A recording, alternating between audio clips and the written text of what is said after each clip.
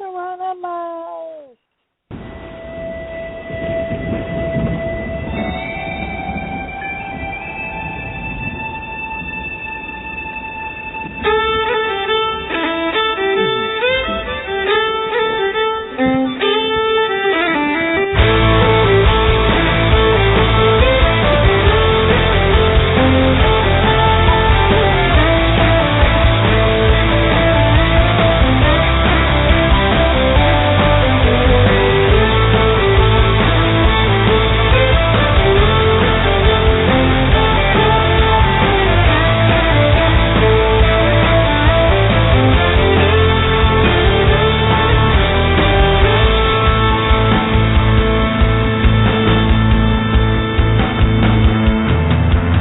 Mysteries abound around the world, from strange lights in the night sky to ghostly apparitions passing from one realm to the next. From the great pyramids of Egypt to what lies beneath the depths of Loch Ness. From Bigfoot to Atlantis, they are all mysteries waiting to be solved. Join Laurie Phillips, Lauren Smith, Graz, and Billy Simmons as they search for the truth on Nite Callers Radio.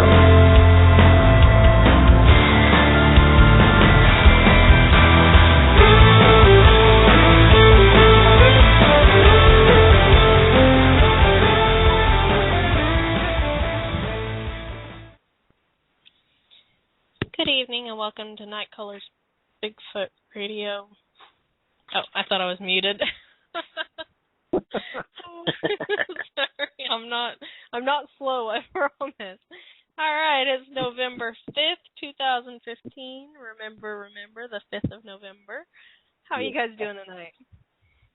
Doing great. Doing great over here. We've got thunderstorms and coming on, bearing down on every one of us tonight. It's the way the line is. It's on every single one of us. And our guest got caught in a snowstorm on his way to the show, and I think he's here. So it's going to add up to be a very interesting evening. Graz isn't going to be here tonight, and I don't even know how to act without Graz around. I know. Really? He's our steady dude. Yeah, the storms are actually past me right now, so we're good to go. They hit earlier this afternoon, So. Yeah, I'm about 5 minutes out from it landing on top of me. So, buckle down. We've been under tornado watch for about 5 hours now, and they've already had a couple of them. Around the Dallas area, not too awful far from me, so we're watching the skies on this end tonight. It's really hard to believe that we all live at the same continent,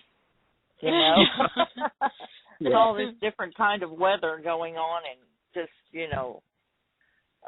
600 miles apart, but I guess, it can happen. Sure enough. Yep. Well, we're all in Tornado Alley pretty much, so. Yeah. We were under a tornado warning and a tornado watch earlier, around lunchtime. It was like, oh good, it's almost Thanksgiving and we have tornadoes. That's welcome to Oklahoma. Exactly. Yeah, the only thing that changes is the temperature. You're still under the gun tornado-wise for quite a while. Pretty much, like, year-round.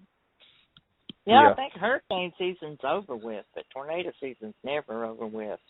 Not in the South. Not here. That's right.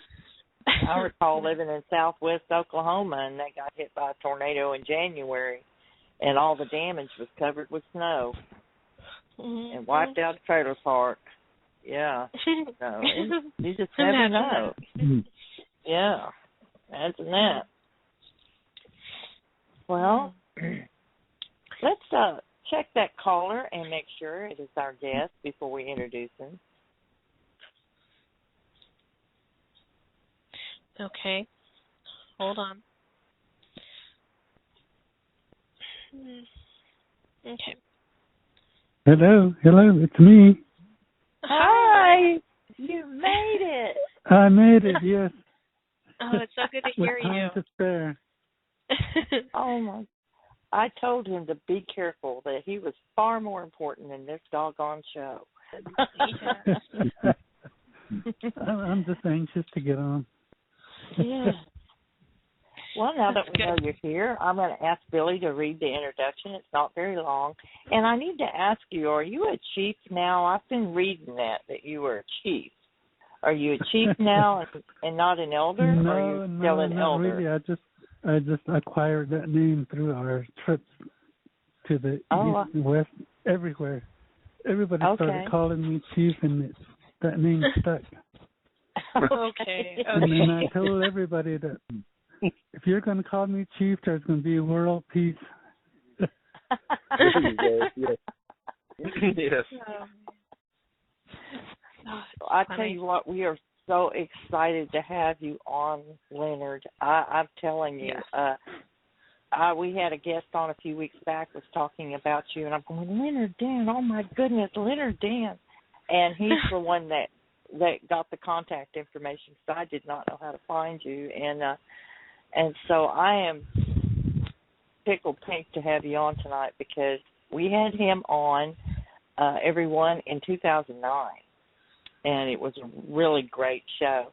He didn't get to talk as much as we would have liked, because we had a lot of call-ins that night. So hopefully tonight we're going to get more Leonard and less call-ins. Not to say that if anyone wants to call in tonight and talk to Leonard, that's fine, but let's try to keep it about 5 minutes, because Leonard is very special, and we really want to hear everything he has to say.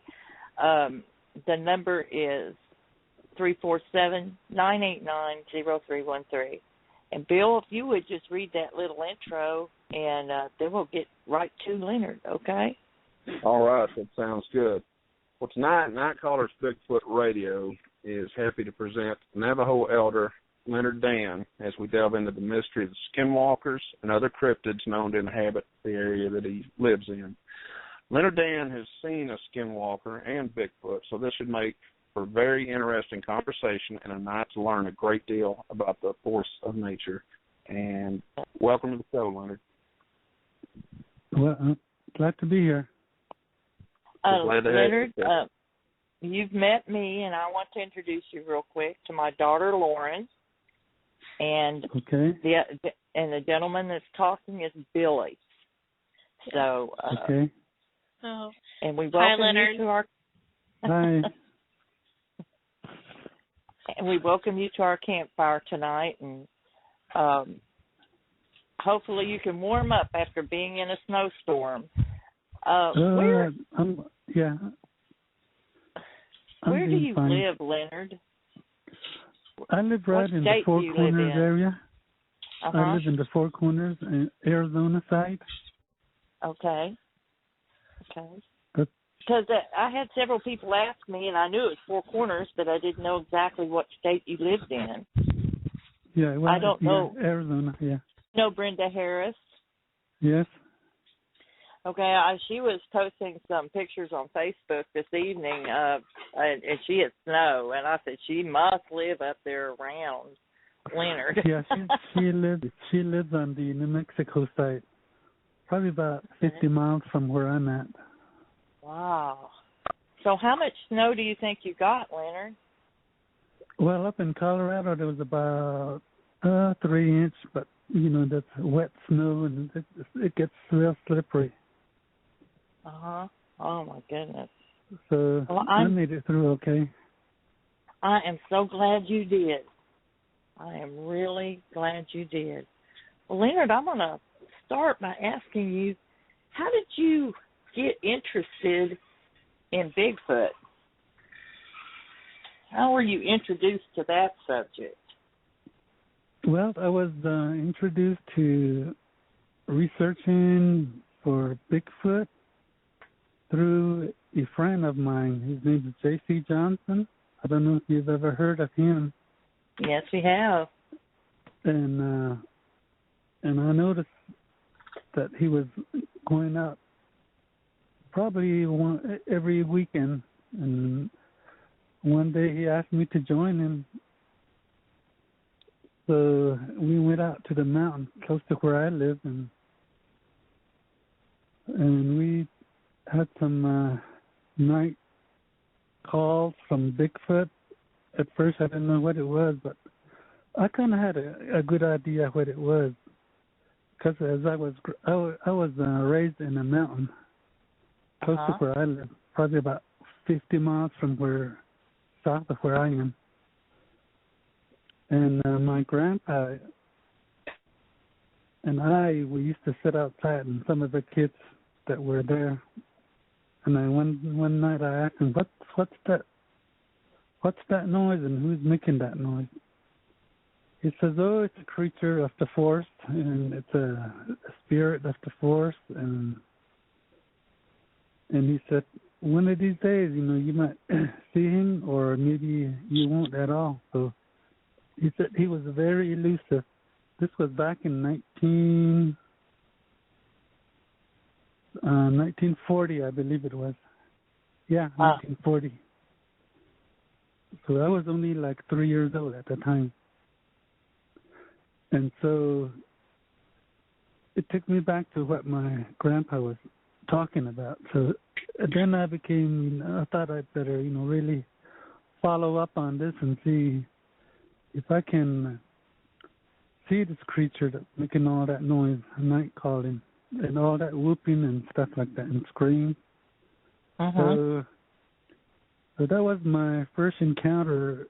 That night we camped out in the mountains, JC and I, and some of their researchers that came along with us. So from there on, it just took off, because it was sort of natural for me, being raised in a mountain and outdoors, and because I kind of knew different types of creatures that are out there and what kind of noise they make at night and so forth. And so that's how I got started looking for Bigfoot. Not only that, some other paranormal stuff like Skinwalkers and Snake Woman and some other creatures that I'll talk about as we go along tonight. That would be great, because not only do you search for Bigfoot, but you search for other cryptids as well. And in that particular area where you live, there are different kinds of cryptids that have been seen. Yes. So you heard this from your grandfather, and you had lived in the mountains your entire life. And did you ever get a chance to actually lay your eyes on one? Yes, I've seen through my trip into different areas, especially in the eastern and midwestern states. I've seen probably about 6 of them so far. Wow. But, they're really elusive. You just get a glimpse of it. Before you can even reach for your camera, they seem to know what your intentions are, so they disappear or they go into hiding. So you got to be real quick. And also,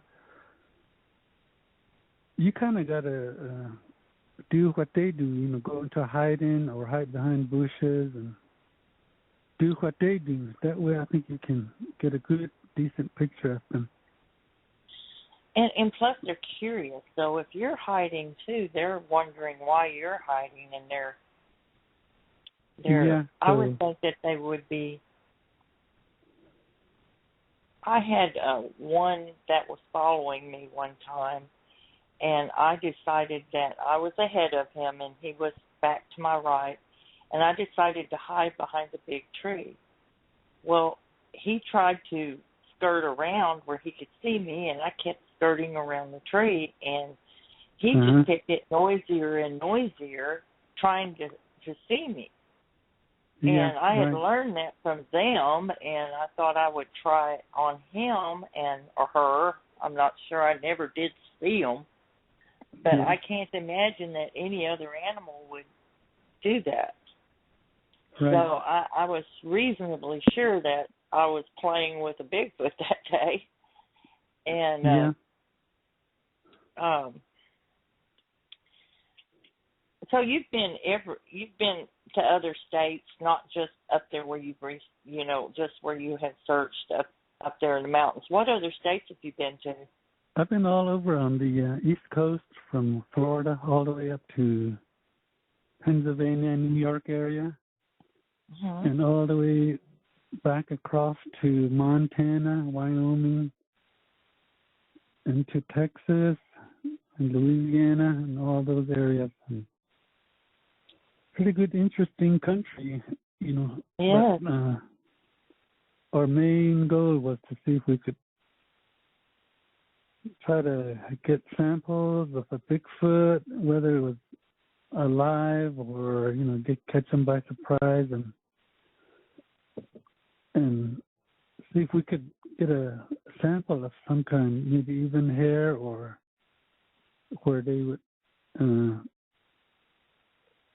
have a nest, or where a place where they call home or lay down and stuff like that. I'm sure there is, but we could never find any of those. Yeah. What can you tell us about some of your adventures?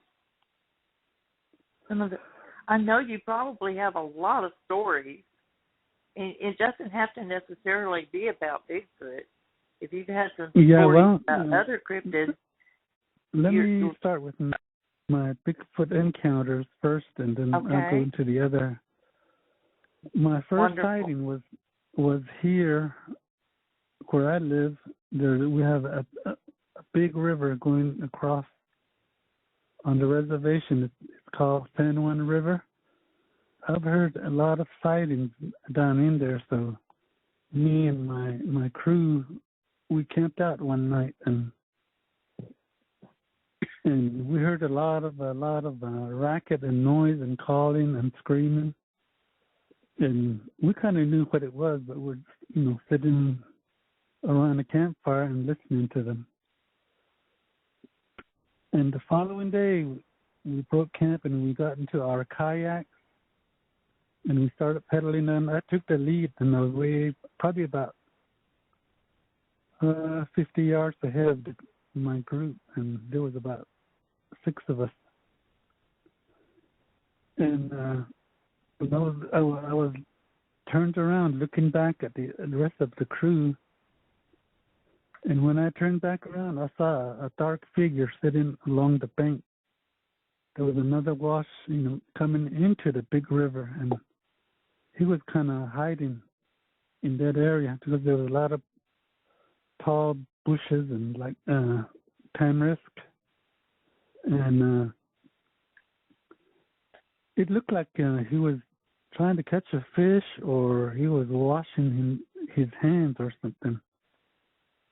And in my kayak, I came probably about 20 yards from him. And then he couldn't hear me because of the river was making all that ripple sound and all that. And so he didn't hear me until he stopped and looked up, and he looked right at me, and he stood up, and he was probably about more than 10 feet tall.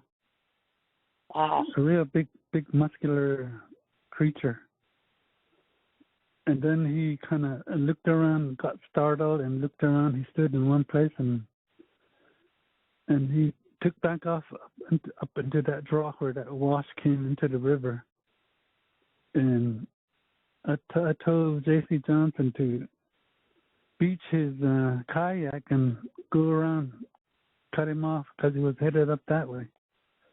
Through hand signals. We didn't have radios or anything. And they went and got, banked their kayaks, and they walked up to the banks. So I could hear him running through that brush, like he was just running in just a low-cut grass. It didn't matter to him whether these brushes or tall weeds could cut him, or they were sharp and cut, get into his skin, or you know, I think he's got a pretty tough skin. So that was my first encounter. Time we were at a place called Land Between the Lakes. It's up there in Illinois and Kentucky, where they all meet in that one area along that river. Is that? And, I thought that place was in Tennessee, but is it not in Tennessee? I think they all cover those 3 states. Oh, okay. Is this where the dog man was supposedly seen? And yes, yeah. Okay. So anyway, we were camped again. You know, me and these other guys that were with me, and there was this eyewitness that we had with us, and we were camped in the lake. We could hear a whooping sound, whoop whoop, and then probably about 15 seconds, then he would say whoop whoop again, all the way across. We could follow him. It was dark, we couldn't see him, but he sure made that sound. And this one guy, he was pretty good at making those calls, so he called at him till he disappeared or could no longer hear him, but he was still whooping as he went on by. There was a lot of boaters and campers in that area at the time, but kind of didn't know. They probably thought it was some other people making that sound, but it wasn't. Because that earlier during the day, toward evening, we saw a big brown creature walking away from us, from the tall grass. Like he just woke up and he started walking, and we tried to follow it, but you know, he was too fast for us. He walked. Each step he took was probably about like 8 feet in each stride or a step. So he was pretty fast walker. Wow. So anyway, that was one of our encounters. That would be equivalent to a toddler trying to keep up with a long-legged adult. Oh yeah, right. Wow. And then in my area, on the reservation, we have a lot of these skinwalkers. And they have been around forever. During the What are they? What are they? They're just humans like us, you know, but they transform into different animals. To begin with, let me kind of back up here. Okay. They initiate each other into their cult. They meet at a certain place, mostly an abandoned house or hogan, those round hogans, earthen structures. They meet in there.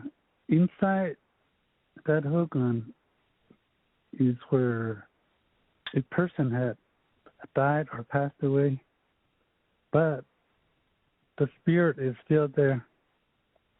He lives in that hogan. So these people, there's a head shaman that they call.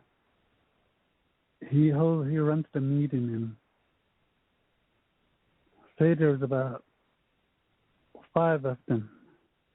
They're all kind of grown men, and each one are given an assignment to go do evil at somebody else's house. So before they start out, why the hitman he sings a medicine chant, and they all, I don't know if they drink some liquids of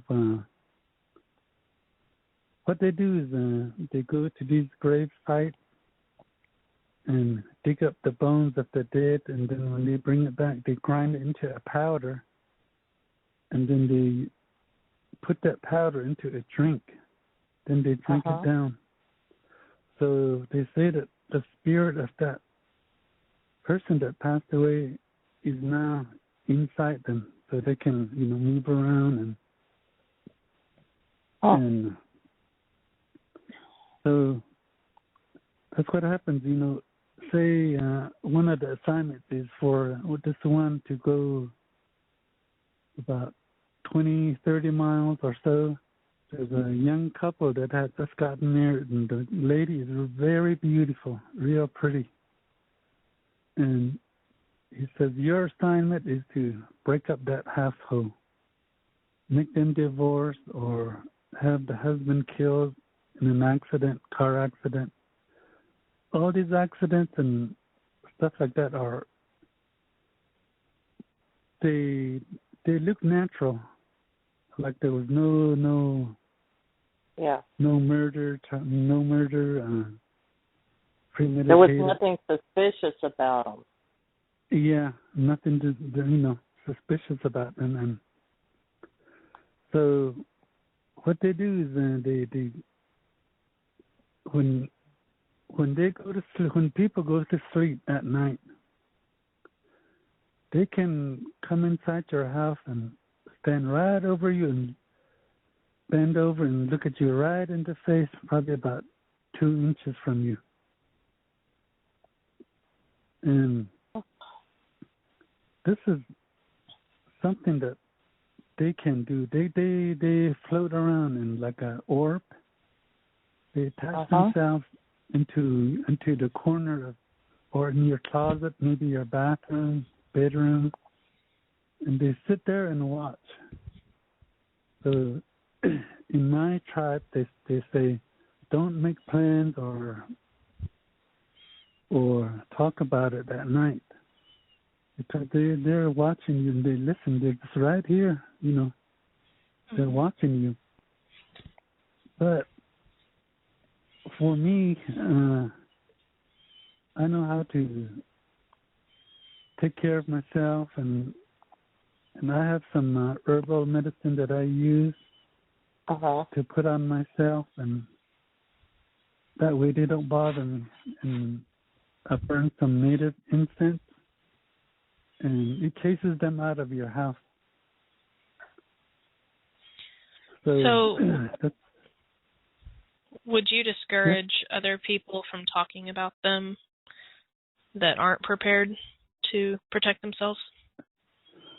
No, because I already blessed myself and all the listeners. Okay. I sort of do a little shaman ceremonies too, so this way everybody's safe, for us to talk about it. Thank you. I was starting to feel a little uncomfortable.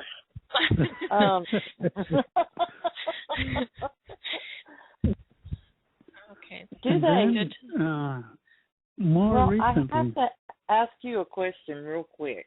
Okay. You say they can change into the shape of animals. How do you know that it's a shapeshifter if it's in an animal form? How do you know the difference between just a regular animal out there and one of them? If you're sitting outside and taking a smoke or drinking your coffee, and then all of a sudden you see somebody walking on 2 legs, all of a sudden they crouch down and start going on 4 legs. Or vice versa, they stand up and they look around, and something that's unusual, but especially when there's moonlight, you could see them. Or when I was a young boy, probably in my teen years, 15 years old, one came right up to our porch, and we thought it was somebody or a neighbor that came by for help or something. But anyway, at first it stood up. He was standing when we looked out the window, and we peeked through the curtains, and then all of a sudden it went down and it was on all fours. Let me go back a little bit. In that hogan, when they get their assignments, they strip down, they take off everything, their clothing, and they stand behind a hide of an animal that they want to be that night. Bear, cougar, dog, fox, wolf. They all like to be wolves, though. So they stand behind that skin while this man is singing. When they took that drink of that powdered stuff, they stand behind the skin. Now they go into a trance while the man is singing, and then that skin starts to move, and then it starts to crawl up their skin till they're fully covered, and now they're the animal that they want to be that night. So that's most of these, they travel like thousands of miles in one night and be back by early morning. They have to come back to that hogan before the sun comes up. Otherwise, that hide will slide off their body. So now, if that happens, they don't have any clothes on, so they just run like the day they were born. So that's what happens. That's just about the creepiest thing I've ever heard in my entire life, Leonard. Yeah, it's so creepy. Oh, my yeah, and then if they want to break up a family, or they what they do is they go to these junkyards, and where people have bled to death or have bled inside their vehicles, they scrape the blood off, and then they bring that dried up blood back to their hogan, and they mix it with water and to a liquid form. Then they drink that too. So a lot of times, even as young as an 8-year-old can be a skinwalker. So, but it's mostly males that are skinwalkers, not females, right? No, they're also females. Wow. Females and teenagers and young kids. And one of the latest things they're doing right now is with this thing that's going on in the Middle East, with the Arabs and all that. Yes. Those people are trying to learn that trade. Oh, man. Because during the this thing's all started during the American Indian Wars. At first, they used to use them to go into a cavalry camp, and they gather information on when they're planning where they're going to march to and who they're going to attack, what camp they're going to raid and camp at, and take some captives. So that's what that was used for at the time. But as time went along, that all changed. Now it's all evil.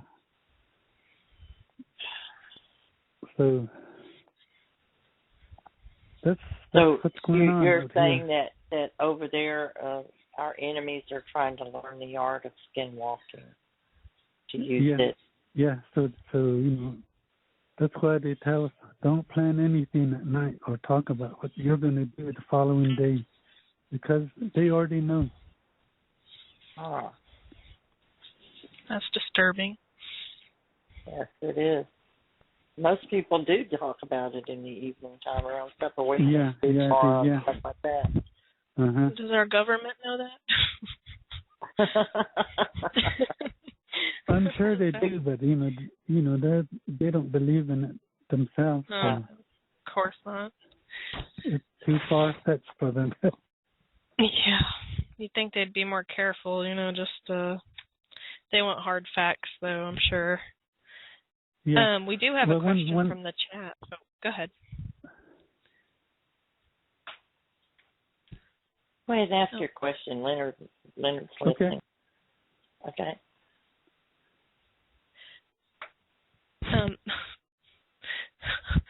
The question from the chat, have you ever seen a dog man? Yes.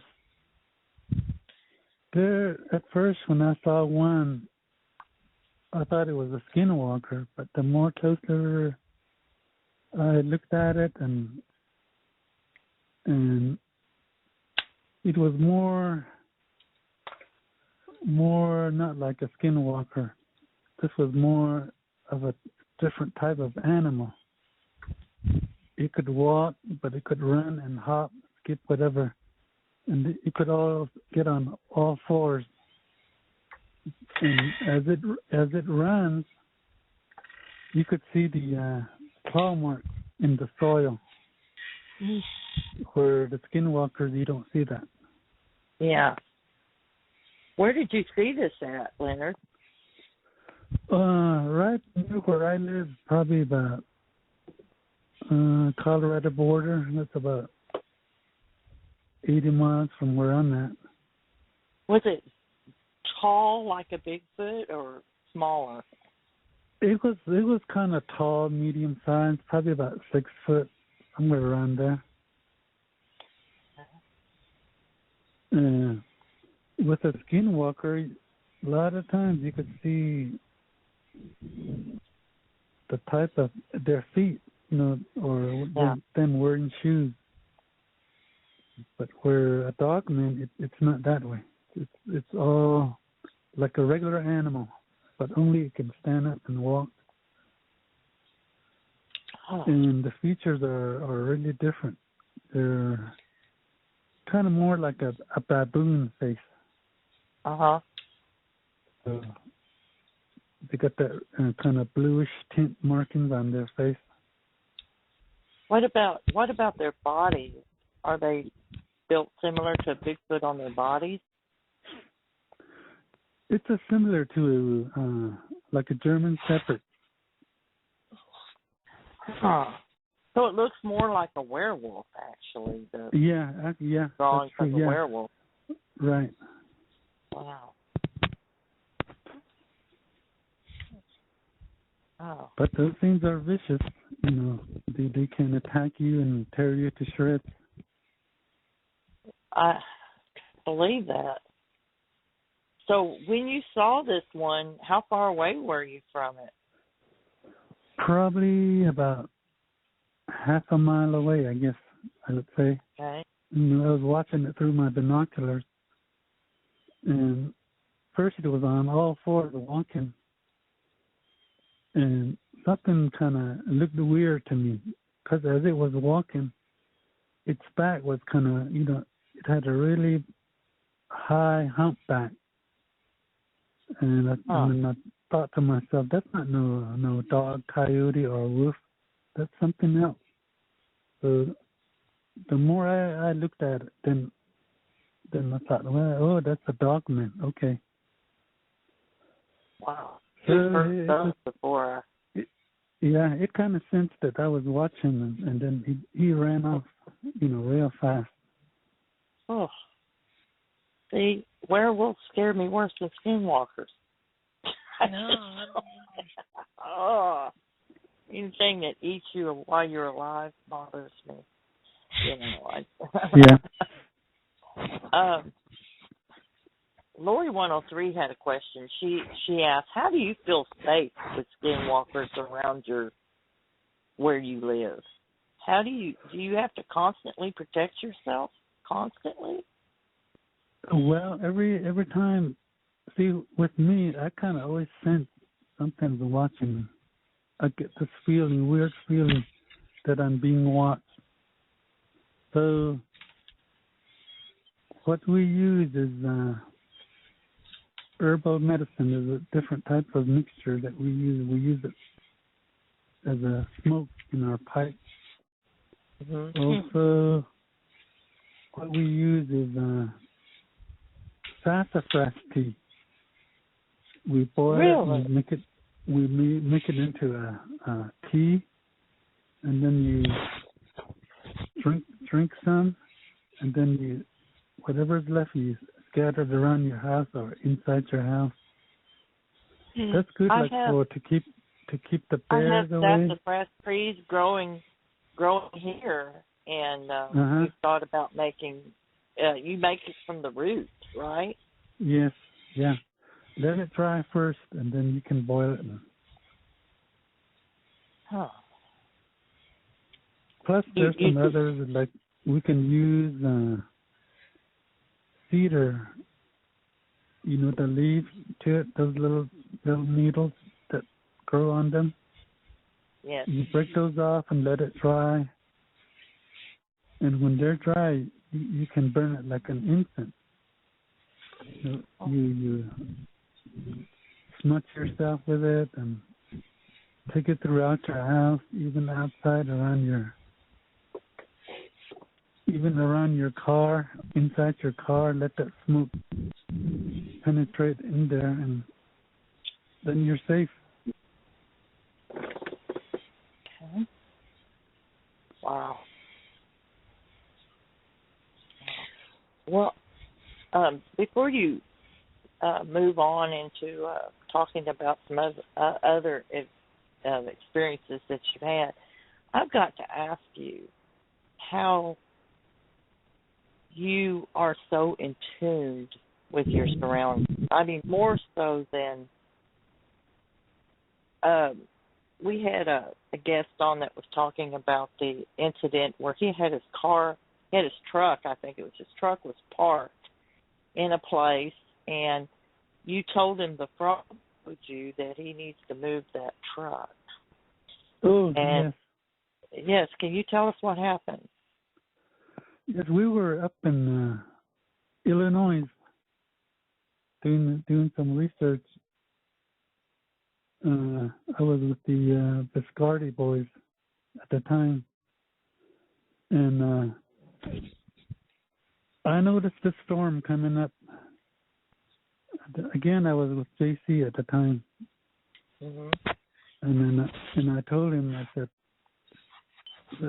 that cloud, is really coming up fast. It doesn't look right to me.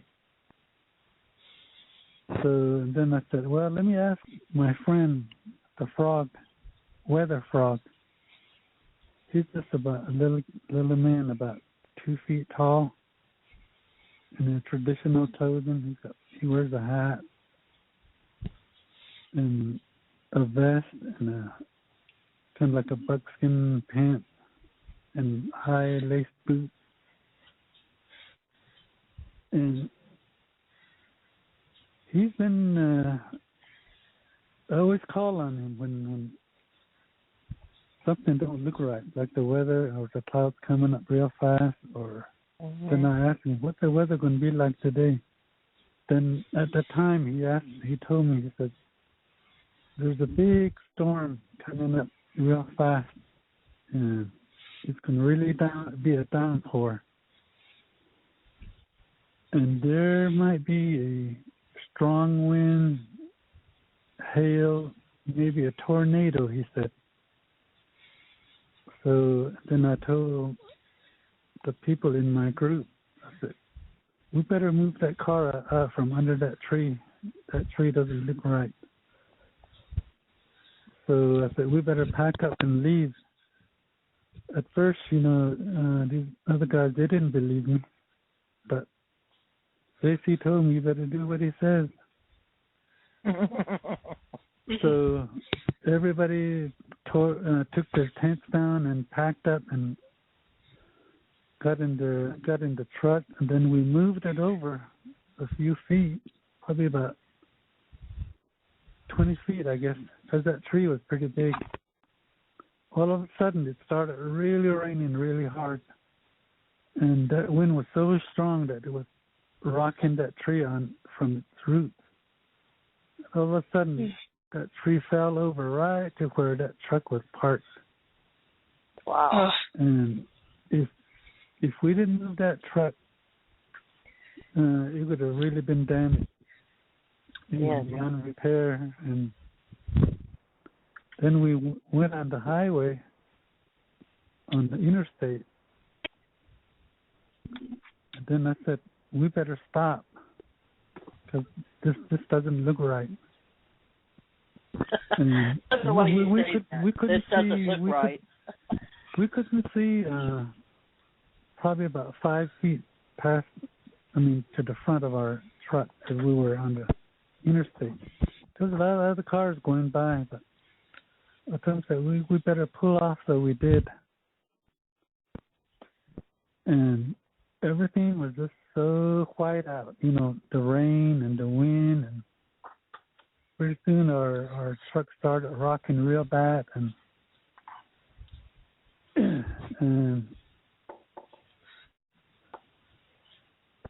then my grandpa taught me how to call it the weather.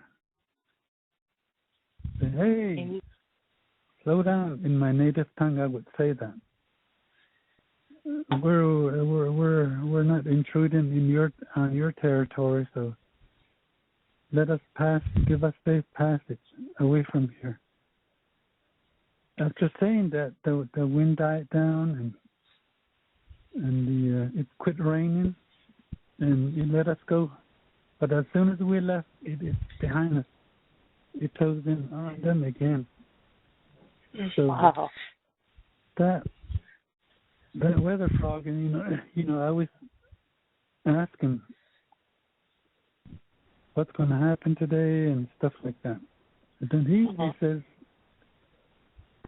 he doesn't actually talk to me, but through sound waves or however they do it, I could pick up his message. So that's another gift that I have. And then another one is if a person is really badly burned, like from a fire or electrical burn or maybe from a stove or something like that, they're burned first degree type of a burn. Mm-hmm. What I usually do is rub it and say a short prayer in my native tongue. Within 4 days, they get well. Really? So that's another one that I can do. Let's hear it. You're fascinating. I'm just loving this. But go ahead.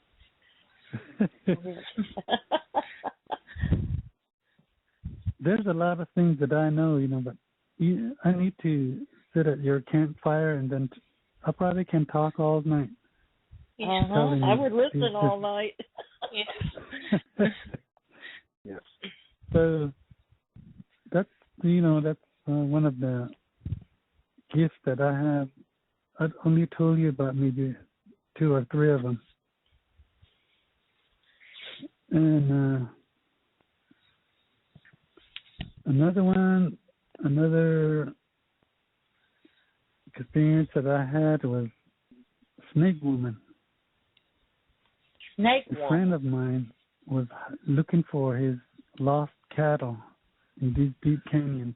Where I live, we have a lot of canyons, even though it's like a desert, on a high desert plateau, but we have canyons. Inside those canyons, we have pine trees and all kinds of brushes.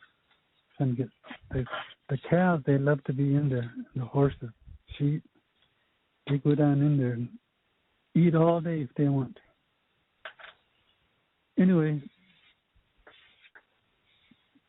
these creatures, they usually come out in the springtime, say March, April. They love the wind, sandstorm. So this friend of mine was telling me that he said he saw a girl standing up on a small hill. He decided to ask her if she saw any cattle. or where she's been.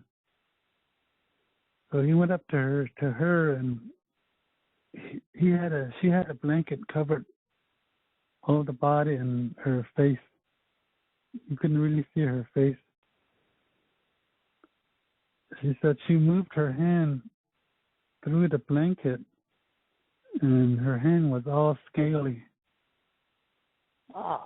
And he said that that's really, like, he almost went into a shock, but he kind of stepped back and walked away from her a little ways. He said, "I can give you anything you want if you go home with me." That's what she said to him. And then, to be jokeful, he says, "I want an ice cold beer."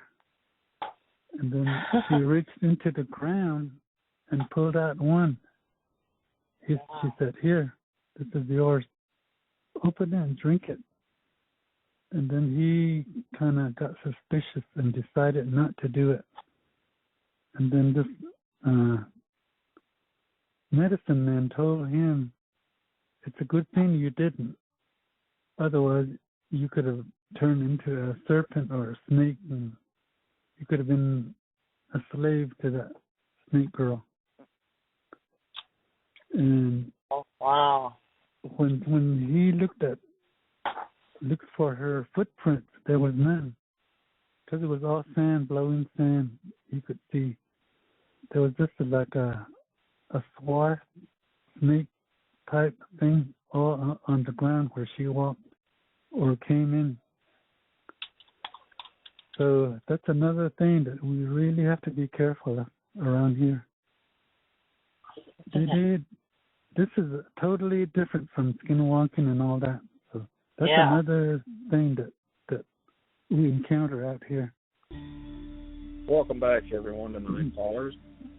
I would like to apologize again to our guests and to our listening audience for that call-in earlier. Leonard, are you back with us? Yes, I'm here. Yes, sir. Yes, sir. This is Bill. I have a question for you.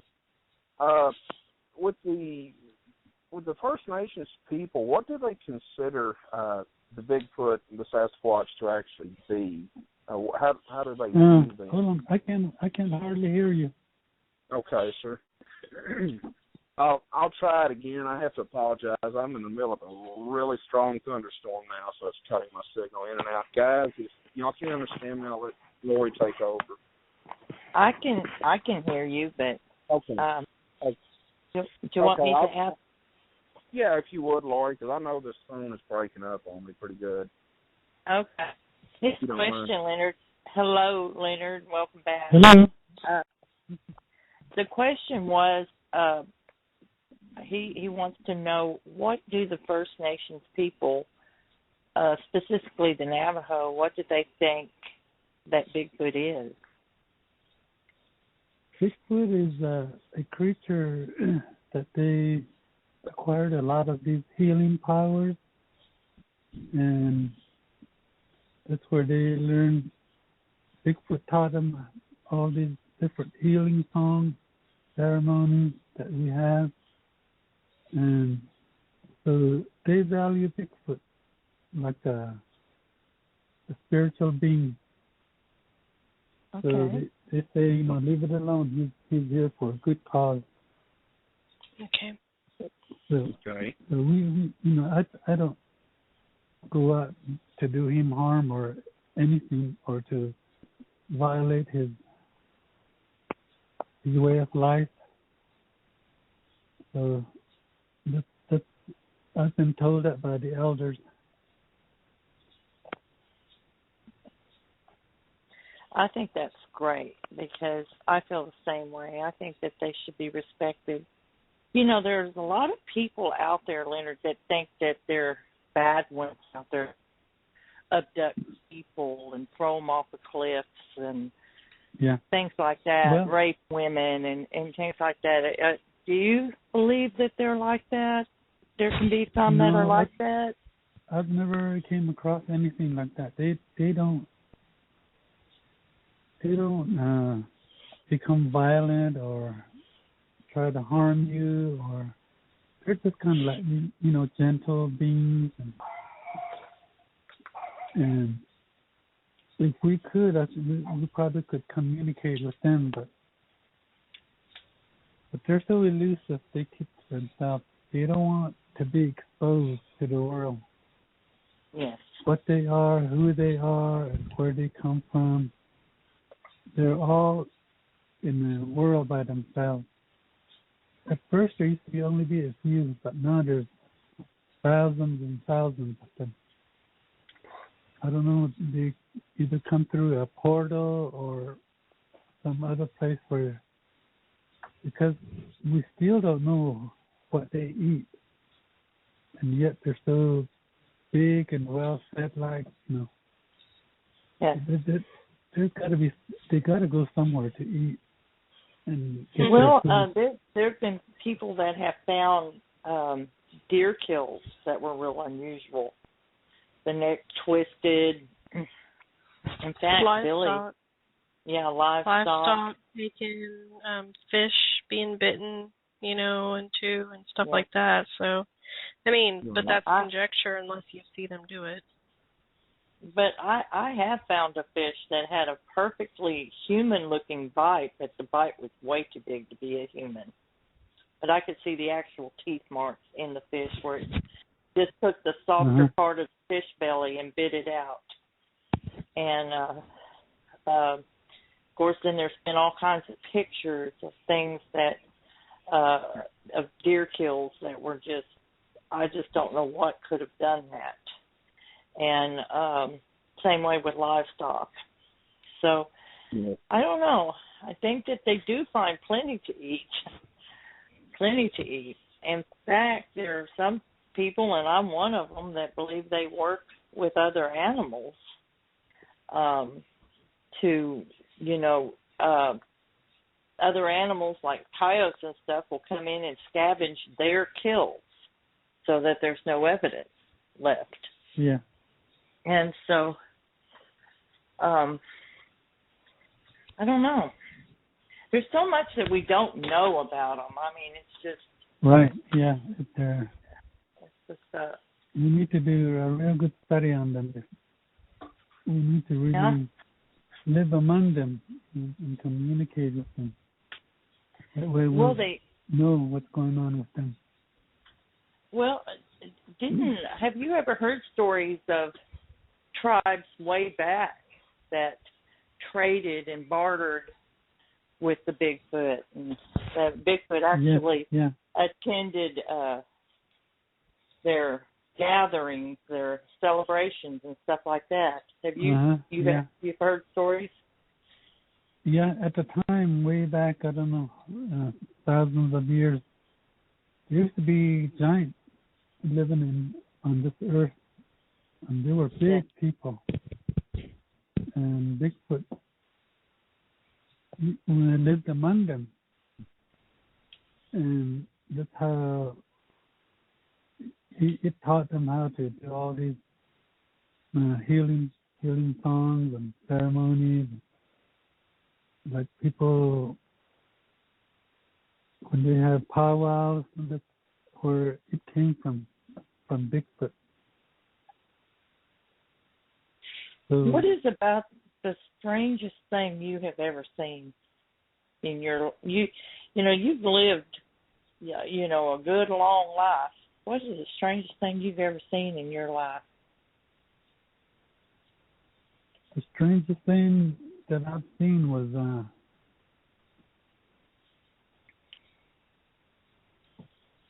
one of these wolves take a small baby that was still in the cradle. You saw what? A baby in the cradle. These people were gathering wood, and the mother stood the baby against the tree in the cradle, and they kind of moved away from where the baby was, because it was asleep, and this creature came by and took the little baby, and they went searched the whole area, and even the whole community came up to where the baby was last seen, and they couldn't find it, and not even a track. So, did anyone see the creature? Yes, these medicine men, you know, when we call them crystal gazers. They said it was a big furry animal or some kind of a furry being that came and took the little one, because one of their own kind had lost their baby, and so they took this little one, the little baby, and replaced it with the one that died. So it was. And it's called a crypto gazer. Yeah, you're fading out. You're fading out. The medicine men were called crystal gazers. Oh, crystal gazers. I'm sorry. I'm having a storm here tonight too, and I'm having a hard time hearing. Yeah. Apologize. Wow. So the creature took the human child to replace its lost baby. Yes. So after about 5-6 years went by, they were still searching for it. The crystal gazers, that it's still around here, that little one. It's gotten bigger now. So one day, after she was about 10 years old, this sheep herder came upon a little girl sitting on a rock ledge, and he walked right up to it. He didn't have any clothes on or anything, and he called out to it, and it startled the girl child, and it jumped up and grunted different sounds, and it ran off from him. He tried to catch it and see if he can follow it or track it down, but he couldn't. So years later,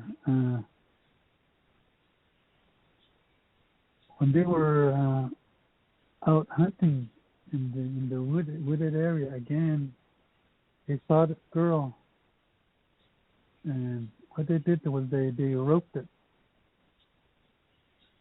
and they held it down and tied it up, and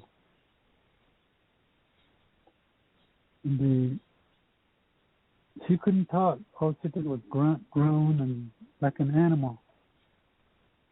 So they took it to the hospital, where they kept her for several days. And this girl is totally different from us humans. She's an animal. At night, she would sit at the window and howl or growl and make all these animal sounds. And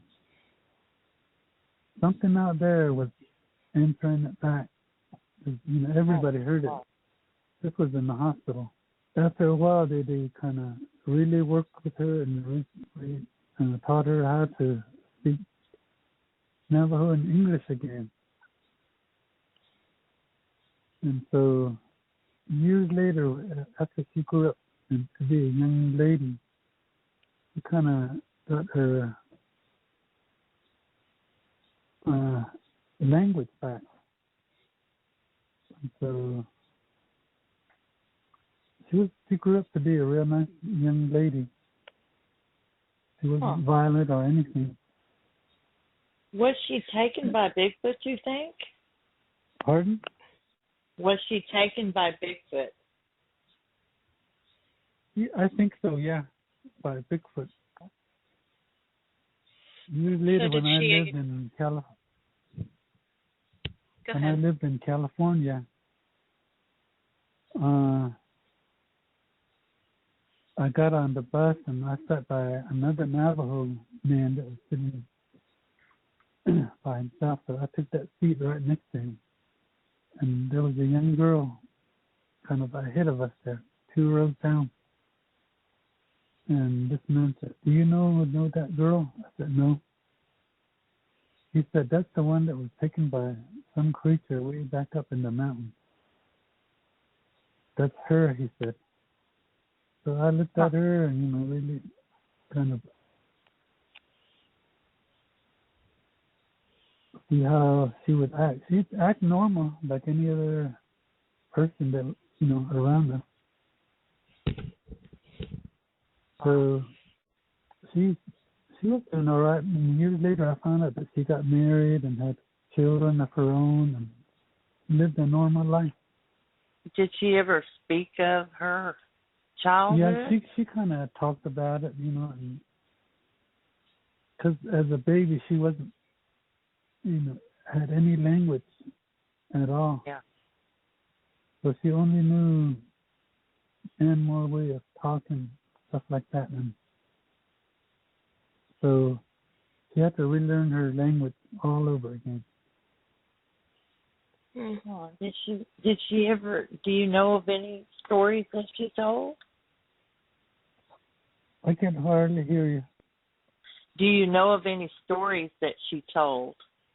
I've heard one, but it's a long story. But anyway, I'm just gonna touch on it a little bit. Okay. That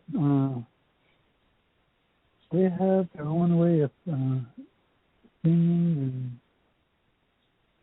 and in their own animal language, where they would communicate with one another, and they would go out and mimic a human being the way he talked, by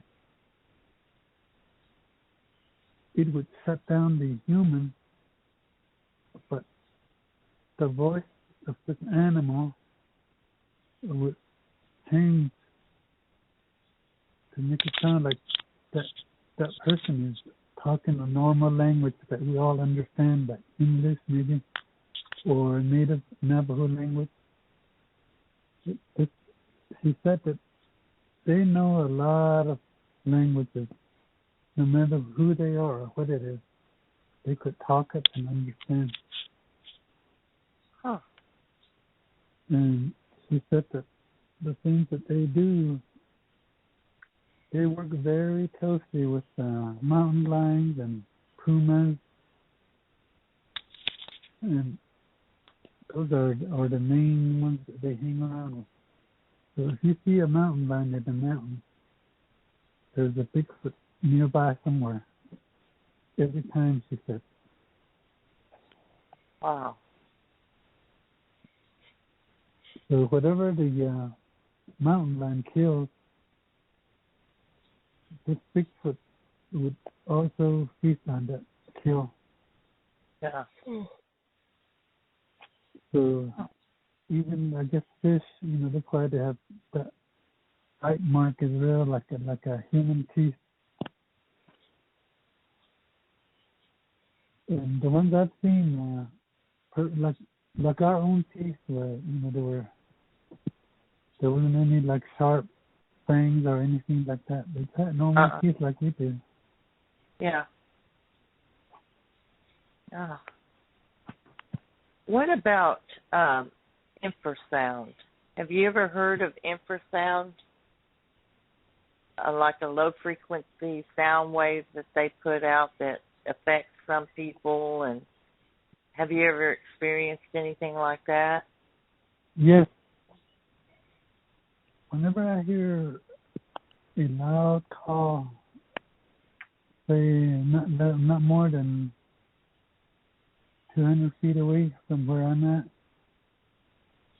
when they make that call or sound at night, well, even daytime for that matter, the vibration of that voice will hit you on your chest, and you could hear, just like nowadays they have these radios in cars. They make that real loud bass sound. Yeah. Kind of rattles, stuff around you. Same thing. That's what they do too. Okay. Well, I've experienced it, but it was no sound at all that was audible to the ear. It was just the feeling that you had that it felt like pressure to me. Yeah. I would feel it in my chest, but not everybody feels it, like that. But like women tend to be more susceptible to feeling it than men do. I think it's because of the way we're built just a little bit differently. But some men have experienced the feeling of it as well, that they're really being hit with it. Yeah. And it just feels like a pressure to me, and you have that feeling of anxiety and like you want to leave. When you hear these sounds or calls that they do, when you relax and not be startled or get anxious, trying to find out what that sound is, just relax, sit still, then you can feel that sound wave. It'll go through your body, and for some reason, after that happens to you, you begin to feel better, like you're cured from something, maybe a bad headache or aches or pains that you have kind of goes away. Okay. So in a way, they got medicine to help you out too. Yeah. Are you speaking right into the phone? Yes. Okay. You were kind of sounding a little muffled, and I don't know if it's just my phone or does he sound muffled to anybody else, but I'm trying. When you guys are talking to me, it sounds muffled too. Huh. So it must be in the line only somewhere. One with the clear phone tonight is Lauren.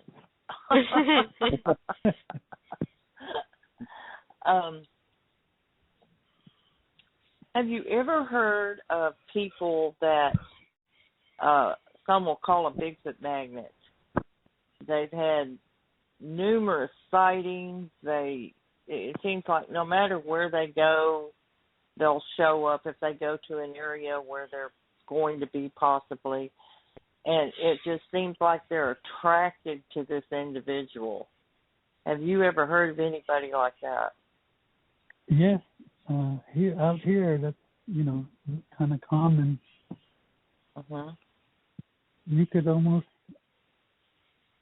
I don't know, some kind of wave comes through the air, attracts you to, or draws you closer to that sound or whatever's emitting that sound. It attracts you and draws you near to it. Then when you get up there to it closer, it's not there.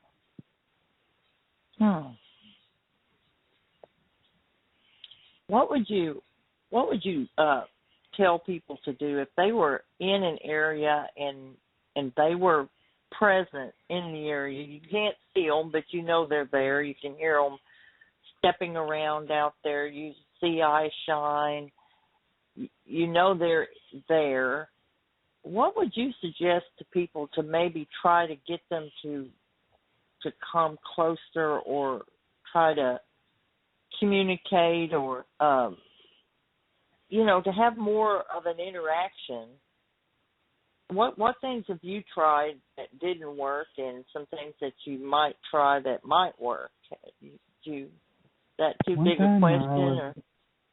At one time I was down in Kingman, Arizona. We were camped at this this individual's cabin.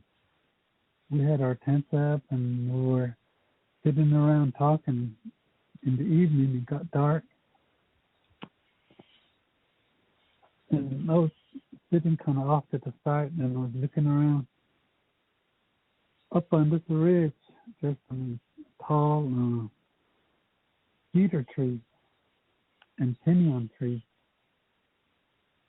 And I looked up there and I saw eye shines up there. These things were huge and tall. I would say about more than 20 feet high.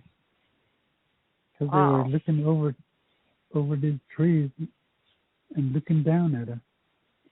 And I told these guys, I said, look up there, there's eye shines.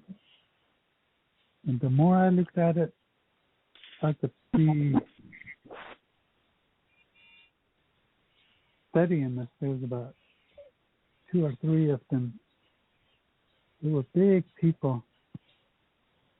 The type you usually see in these cave drawings. You know, they got like straight bodies and eye shines. And there's a streak that comes down from their eyes across their cheeks and onto their necks. These things were like that, the ones I've seen. And everybody just sat still. At first, I didn't tell nobody. I was just, studying it, looking at it. And like it was wanting to communicate with us and near a little bit, but not probably about 10 feet. It moved in toward us. And then I said, there's an eye shine looking down at us. Nobody paid attention. They just kept on talking casually. And so they were more interested in us on what we were doing or saying. To me, it looked like they understood what we were talking about. And so then for about 2 hours, they stood there watching us. They didn't even move or try to hide. They were right there looking right straight at us. I could see it plainly, as if the sun or moon was shining. So to me, that was a different type of creature. I would have to say so, because I've never heard of a 20-foot tall Bigfoot. That's just... Yeah. This one looked more like an alien being than Bigfoot or any other creature. Because you're just a weird magnet. I swear you have seen some strange things. And so somebody's going to ask you if you've been smoking peyote or something, and you saw these things. Having visions.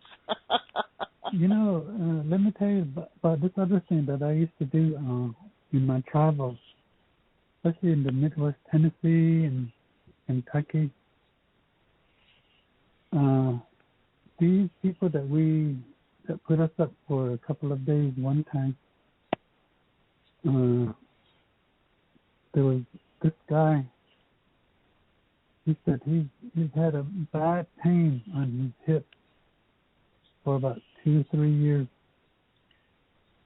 And then I told him, I said, sit down right there. Let me look at it. So I placed my hand on where he showed me where he was hurting. And I said, did you ever lay down on a snake, even in your tent or a campground, and you didn't know that snake was underneath your tent or your cover? And he says, yeah. One time he laid down in his bedroll, and underneath his bedroll, I guess a snake had gone in there. And as he was rolling on, he killed that snake. I said, because I see there's scales starting to form on your hip. Oh. And then he says, it's really paining now. So I said, well, so what I did was I got a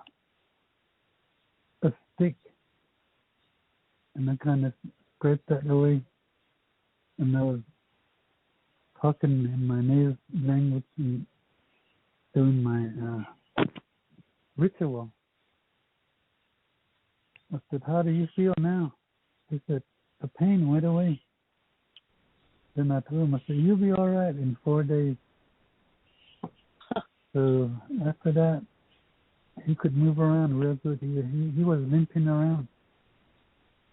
And so after 3 days, all that scale fell off. 4th day, he was good as new. Well, what did he do wrong?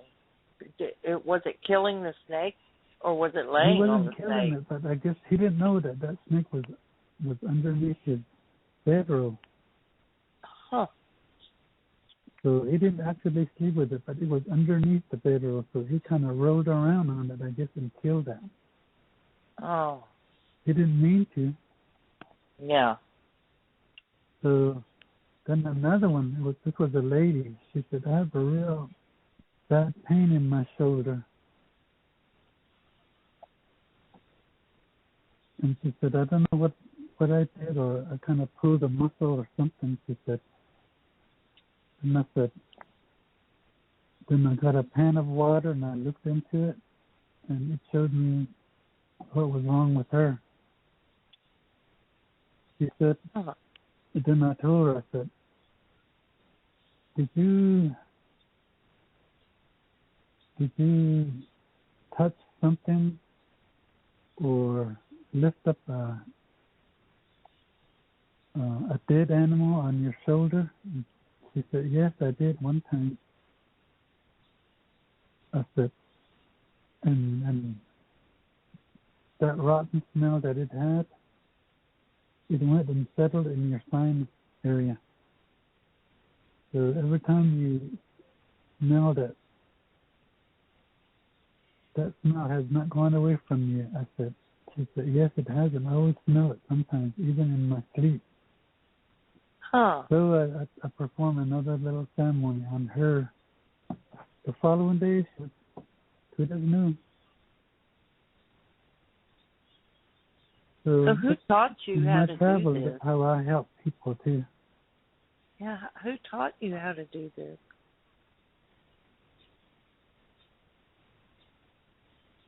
So I help people out a lot and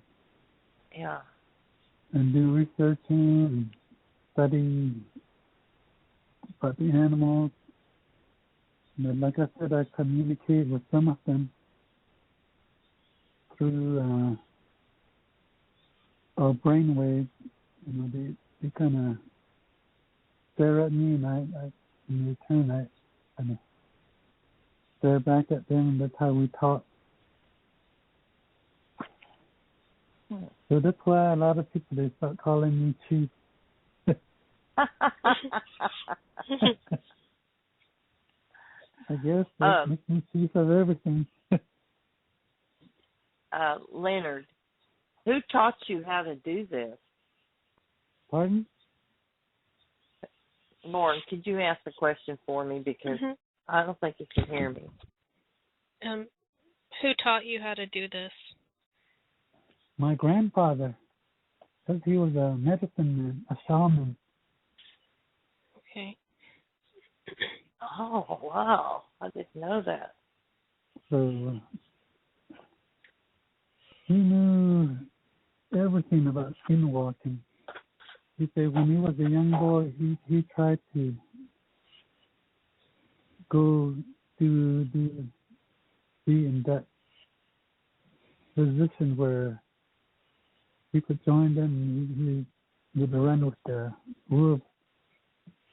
But he said he didn't like it. None of the things that were put on him didn't feel right. There was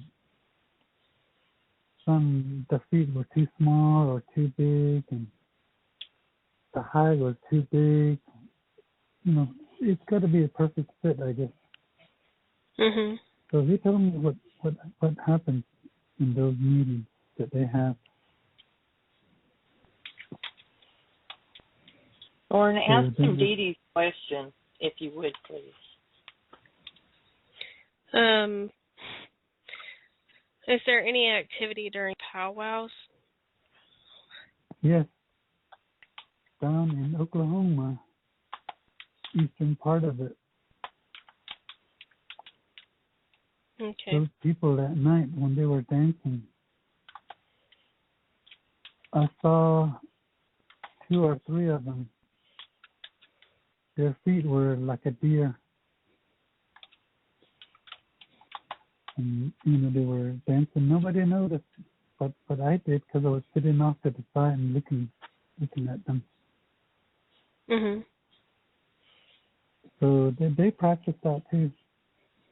Some tribes, they witch you or cast a spell on you through your photograph or pictures. So, and then there's these skinwalkers. When they look at a picture, they put themselves through the picture, so they're in that area where that picture was taken. So that's how another way of travel that they use.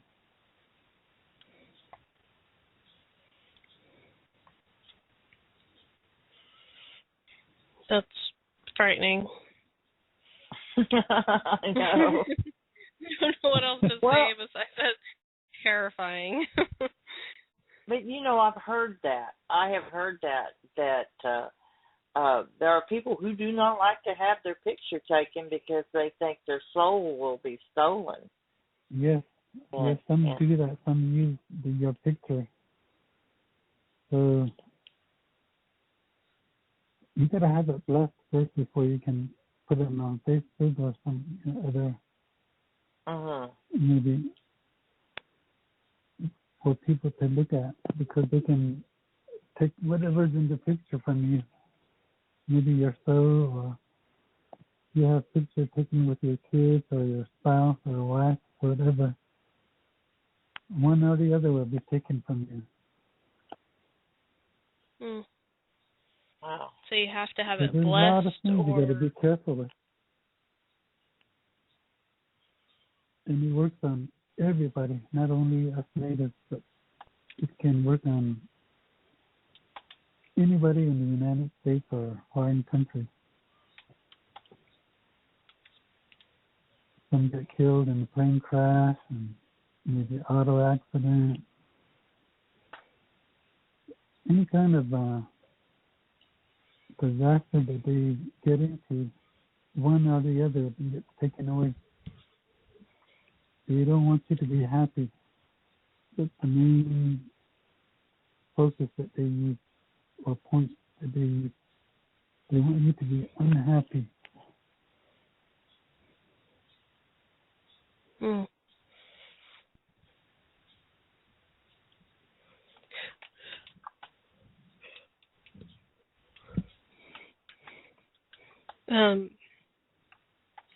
See, I'm just trying to make sure we have all the questions answered.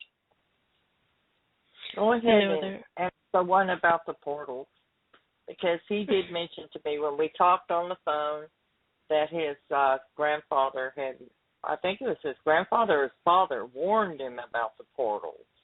Yes, the portals. Is that correct, Dan?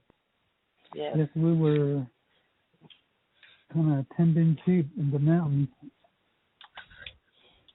And we were kind of walking along this ridge at the base of a cliff. And my grandfather said, "You see that rock there? It's kind of like looked like a door. It was kind of like chipped away." He said, "It's moving around to your right and to your left along that wall, that cliff wall, sandstone wall." He said, it's moving back and forth. Do you see it? And I said, yes, I do. He said, don't ever go into any of those portals. That's not made for us. It's for these other different creatures. They go in there and that's their home. Because way back during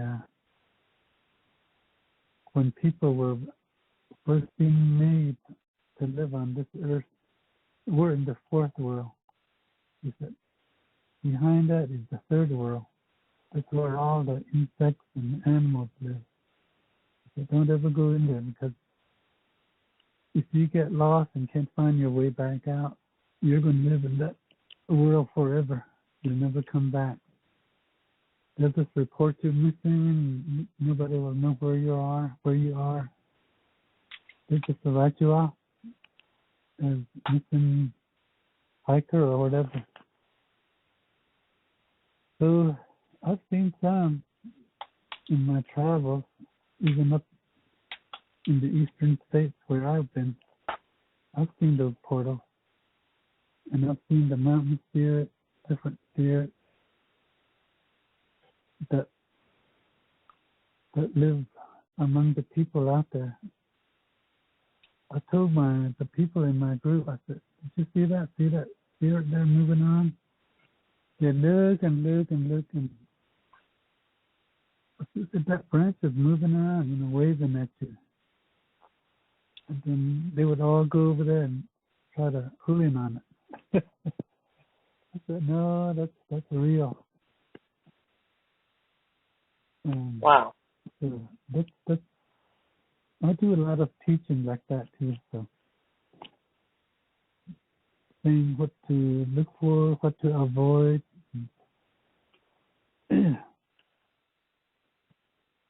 Different things like that to keep them out of danger. I don't want nobody hurt in my group.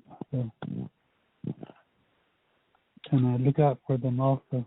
Okay, we're having some technical difficulties, Dan. Hold on. Lauren has lost all audio, and she can't hear anything. Bill, can you hear me? I got mine. I got mine back. Okay, good. Can you hear me good, Dan? Yes. Okay. Wow.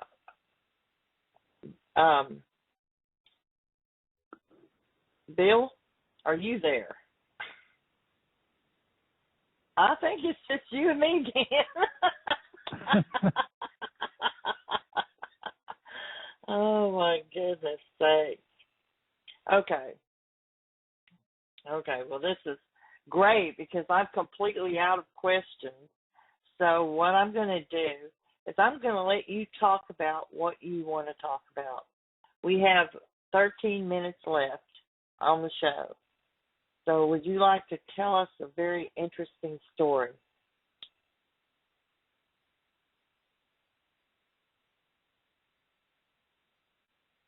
Hello? Oh, no. He's gone. Oh, have mercy. And I'm here all by myself. I hope anybody that's out there listening can hear me. I'm back if you can hear me. Hi. I felt like I was so alone. Oh, it's a crazy night tonight, I'm telling you. I'm telling you. Well, I don't know what happened to Leonard, but he was sounding very muffled. I was having a very, very hard time hearing him. So, gosh. Oh, what a crazy night. Yeah. We'll just give him a few minutes to try to call back. If he doesn't, then we'll just call it a wrap. Give him a few minutes. Of course, Lauren has got no audio at all. She can't hear us, and she can't talk either. So, crazy. We finally have her muted, and you'll get me for that later. Guarantee it. We've had a great guest on tonight, and so we've had some technical difficulties all the way around. It's been a mess. I know. I'm still getting hammered here. Well, I hope he didn't fall into a portal or something. Well, if I did, I hope it opens up in a good way, in a good place. Well, the way he explained it to me, and I'm kind of skeptical about the whole portal thing. I really am. Even though I do know people that are decent people have said they have seen such things, but the way he explained it was that if you go into one of them, you may not be able to find your way back out. So if anyone out there actually sees one, don't go in it. But we all know there's a veil. We know that scientists have found like 7 to 9 different dimensions and that kind of thing. So there's a lot of things that we don't know. And I think with most people, they don't want to know about that. They have a hard enough time wrapping their mind around Bigfoot. So, so anyway, I guess he is not going to call back in. Oh, there he is. Let's try to bring him back on. Hey, how you doing, Leonard? You ran off on us. I'm back on. And you sound so much clearer. Yeah. Oh, wonderful. Yeah, okay. I got my signal back. Okay. We have about 7 minutes left. Can you share a story with us? Yeah. Well, Bill did have a question. Bill, do you want to go ahead and ask your question? I was just going to ask him if he had run into or heard anything about what's being referred to as dogmen now. If he had any experiences with that. He was telling about one earlier. Okay. That might have been when I got knocked off. Yeah. my phone that's in the monsoon. Yeah, it's been a rough night for us, technically speaking.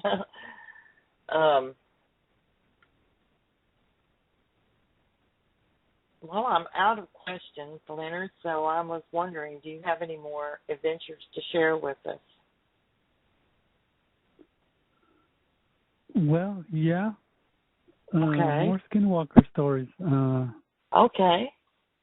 There was these young girls that lived in Phoenix, Arizona, and their apartment was way up, probably about 7 stories high, and there was no way in that you could climb up there and to kind of look in on them. But they said that every night there would be somebody looking at them through the window. And so one night they were kind of ready for it, and they flung open that the draw curtain straight, and there was a man standing there, a wolf in wolf clothing, watching them. So then they were thinking, how in the world could this person get up there? Because there's no ladders or any ledges of any sort. How could it be up there watching? So then they went home and told their parents. And the father of one of the girls told him, that's a skinwalker.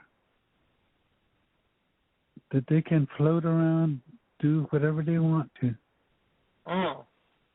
And I was told by my grandfather, he said, this world's full of magnetic waves and a lot of atoms that float around, and also orbs by the millions. They're all around us, and that energy comes from the sun, he said. From the sun? Yes, from the sun. Okay. These different different waves, the energy waves and electronic or electromagnetic type of waves that we have around here. It all comes from the sun, he said. So every time the sun comes up, you kind of bless that sun, with corn pollen or whatever in our native way. He said because it's a good thing. But then there's these people that learn the bad way to do things against other people through that, whatever they learn how to manipulate these waves. He said you can shoot yourself across the country in a matter of seconds.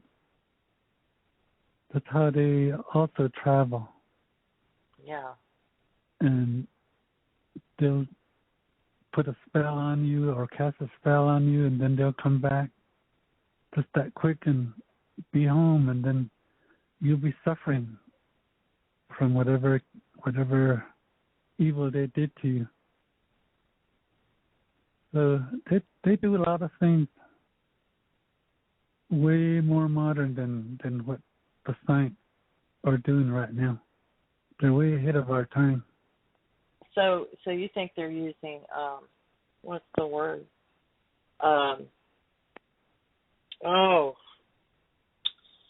Quantum physics? You're fading out again. Do you think they're using quantum physics to do? Yeah, I think so, yeah.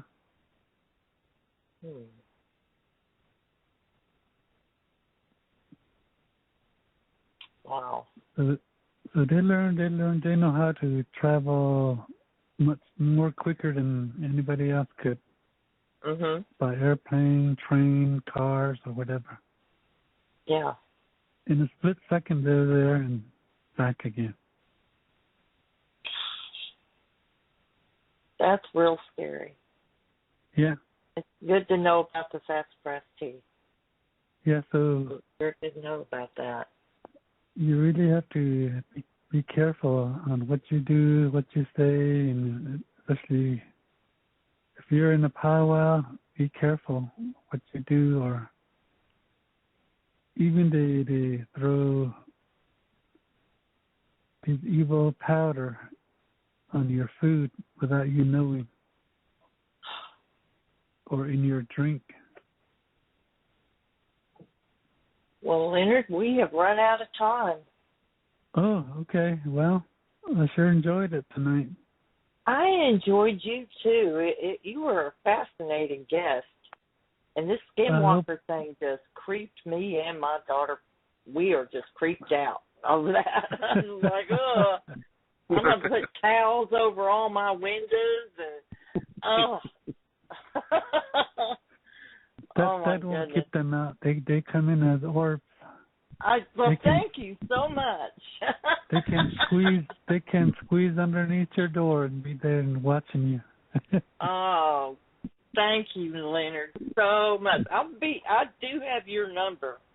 I'll be calling you if I get visited. I will be calling you, and I want to thank you so much for giving us your time. And where do I live? Safe, let me ask you, to be safe, is there any cedar trees or bush right where you live? I have cedar trees at my house. Okay. Break off some of those branches off and put it inside your house. Okay. One in the kitchen, living room, in your bedroom. Okay. They'll keep you safe. Thank you for that. Yeah. I thank you for that. That's a good medicine for it. Okay. Maybe one of these days I'll come visit your area and I'll cure everybody. That would be wonderful. That would be great. Yes. Yeah. Yeah, Billy's going, tomorrow would be just fine with me. Yeah. I have my share of stuff, yes. Okay, well, enjoy it tonight. people. I hope I get a chance to chat with you guys on the air again someday. Yes, we'd love to have you back. We would love to have you back. Just give me a call, and I'm willing to share more stories with you. These are just short. I touched on. I know, but it was still really good stories.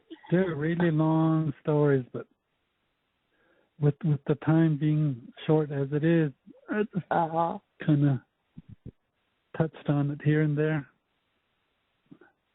Well, we thank you for coming on, and we want to thank everyone that listened to the show tonight and came into our chat. We want to thank our chat people, our faithful chat people, and all those that are listening out on YouTube. Our show is fixing to end, and you have something else to say, Leonard, before we go? Yes. That guy that called in about his thing, what you call it? He was just a joker. Yes, he was. Yeah. And a poor joke. It didn't really happen to him. He just wanted to disrupt the program. Oh, well, we're sure that didn't really happen to him, and if it did, I feel sorry for him, but I just have to say this, that... Yeah. He's just a joker, so don't worry about it. He's still getting edited out. He's not making it to YouTube. Yeah. Nope. It'll be like he never called in. Yeah. Okay. All righty. All right. Well, everyone, say good night. Say good night. Good night, everyone. Good night. Take care. Good night. Be careful out there. You're trying. We will. You too. You too, Leonard. Okay, thanks. All right. Good night. Good night. Right. Good night. Bye. Bye.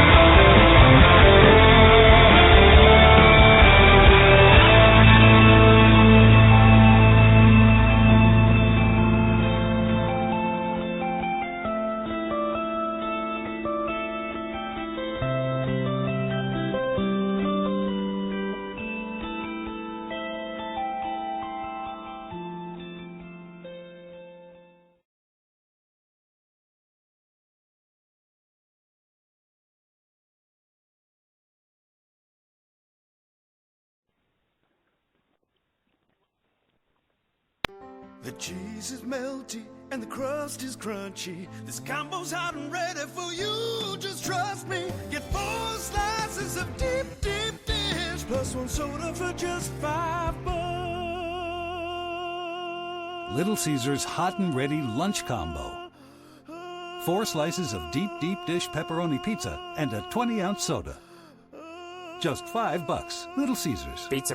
At participating locations plus tax.